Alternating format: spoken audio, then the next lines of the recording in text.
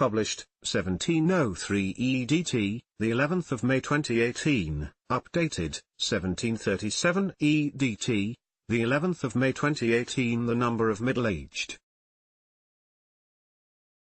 Britons still renting their homes from private landlords has doubled in the past decade. More than a quarter of those in their late 30s and early 40s are now renting. But the number in the same age group with a mortgage fell from 60% to less than 50% between 2007 and 2017. The figures from the annual Family Resources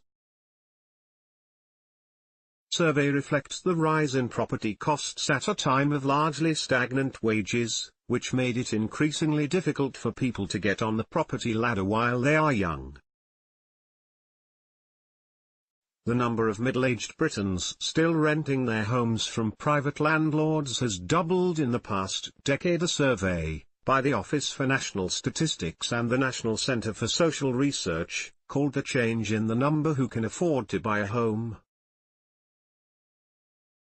significant and said the trend began before the recession of 2008. It found that the proportion of people aged 35 to 44 who rented their homes on the private market went up from 13% in 2007 to 26% last year.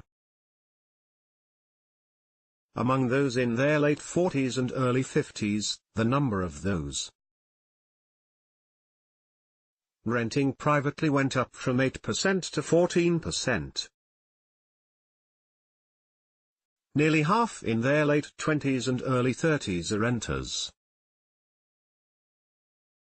The shift of the young and middle-aged to the rented sector contrasts with rising numbers of older homeowners. Nearly three-quarters, 74%, of over 65s owned property without a mortgage last year, compared with 67% in 2007. More than a quarter of those in their late 30s and early 40s are now renting. Paula Higgins, of the Homeowners Alliance Support Group, said, "People are stretched to the limit and have insecure wages. When they split up, a couple can't each buy a property in the same area that lets them share the children. The danger